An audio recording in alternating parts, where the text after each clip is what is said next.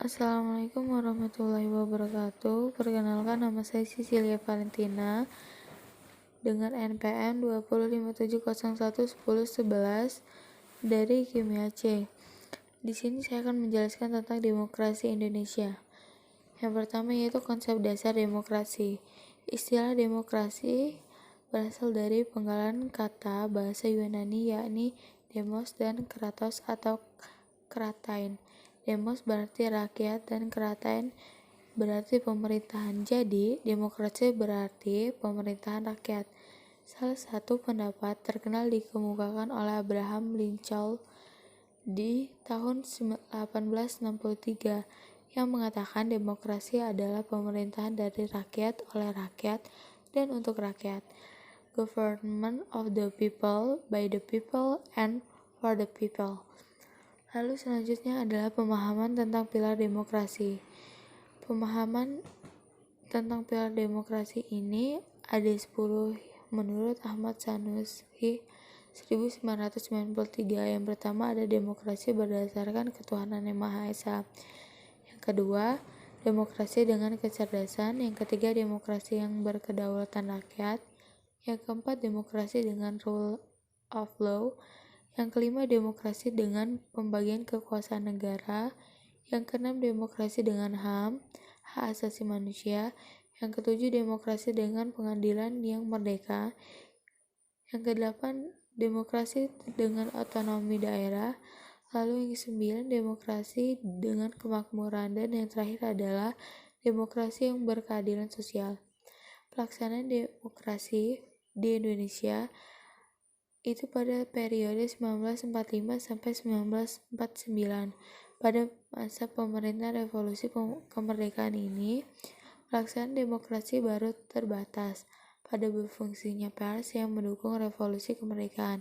Sedangkan elemen-elemen demokrasi yang lain belum sepenuhnya terwujud karena situasi dan kondisi yang tidak memungkinkan. Hal ini dikarenakan pemerintah harus memutuskan seluruh energinya bersama rakyat untuk mempertahankan kemerdekaan dan menjaga kedaulatan negara agar negara kesatuan tetap hidup. Menurut Sulaiman Zulfikri tahun 2010. Macam-macam demokrasi. Menurut Septi Nurwijayanti dan Nanik Prasetyoningsih pada tahun 2009, pada dasarnya demokrasi terdapat beberapa macam demokrasi. Macam-macam demokrasi yang oleh itu negara di dunia yaitu demokrasi parlementer, demokrasi terpimpin, demokrasi Pancasila, demokrasi Pancasila era reformasi, fungsi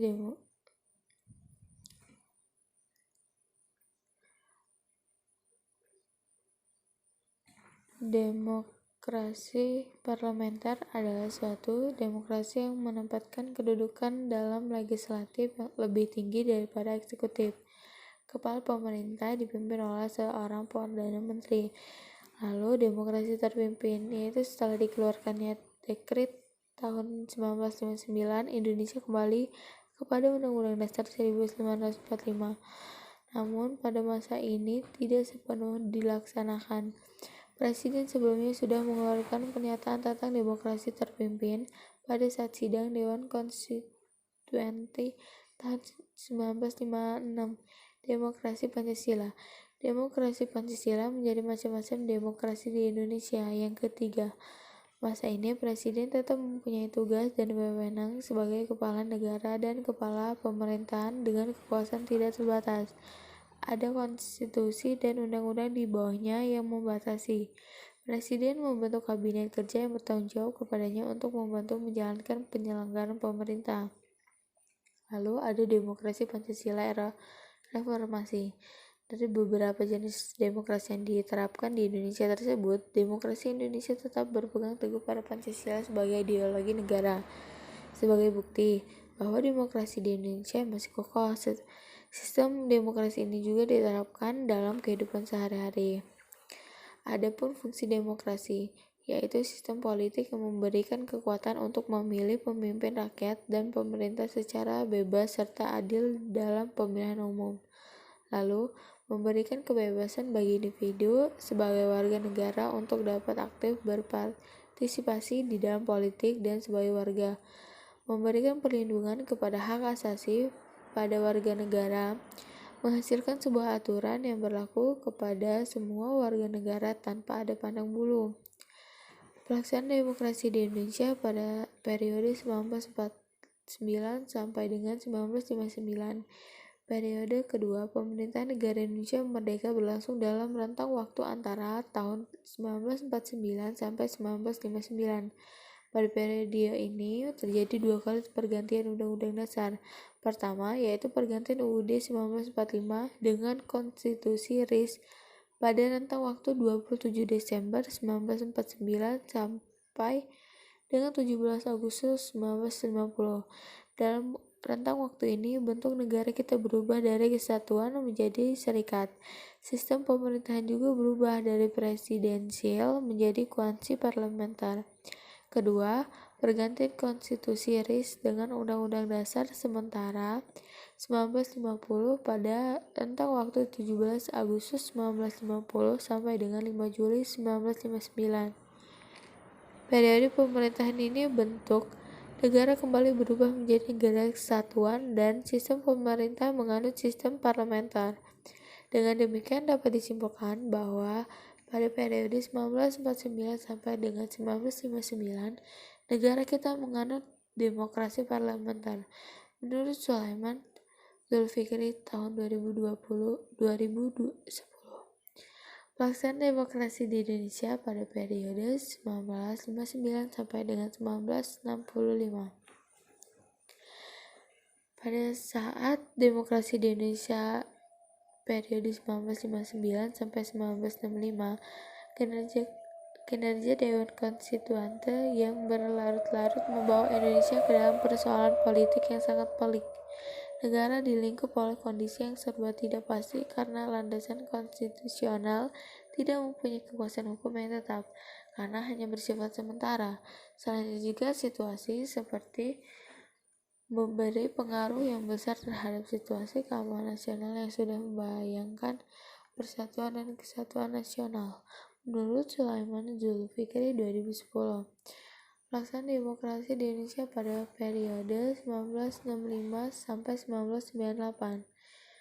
Nah, pada demokrasi di Indonesia pada periode 1965 sampai 1998, yaitu visi utama pemerintahan Orde Baru adalah melaksanakan Pancasila dan Undang-Undang Dasar Negara Republik Indonesia tahun 1945 secara murni dan konsekuen sebagai kritik terhadap Orde Lama yang dianggap telah menyimpang dari Pancasila. Nah, pada era baru ini dalam pemerintahan yang kemudian dikenal sebagai Orde Baru dimulai setelah melalui masa transisi yang singkat, yaitu antara tahun 1966 sampai dengan 1968. Ketika Jenderal Soeharto dipilih menjadi Presiden Republik Indonesia, era dengan konsep demokrasi Pancasila yang memberikan secercah harapan bagi rakyat Indonesia, terutama yang berkaitan dengan perubahan-perubahan politik dari yang bersifat otoriter pada masa demokrasi terpimpin di bawah Presiden Soekarno menjadi lebih demokratis menurut Sulaiman Zulfikri 2010.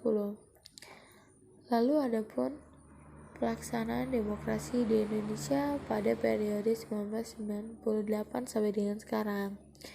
Nah, demokrasi di Indonesia pada periode 1998 sampai dengan sekarang ini, demokrasi yang diterapkan pada era revolusi ini adalah demokrasi Pancasila.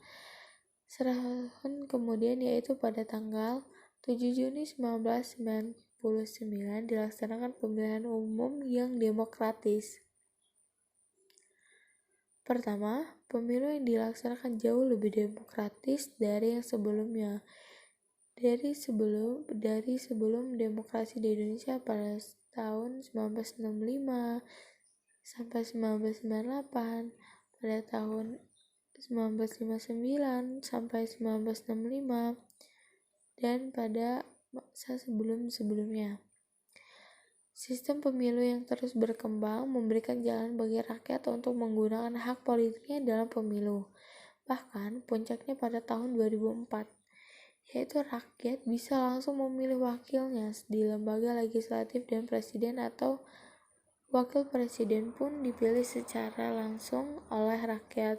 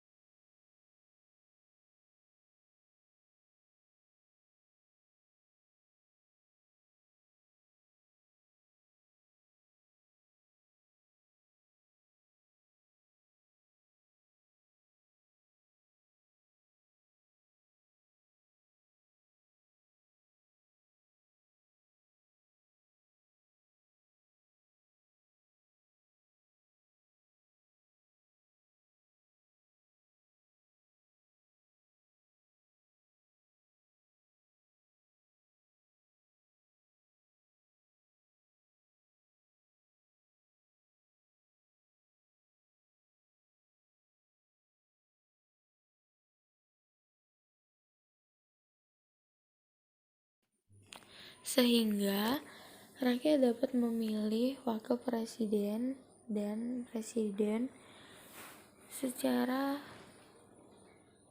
pribadi.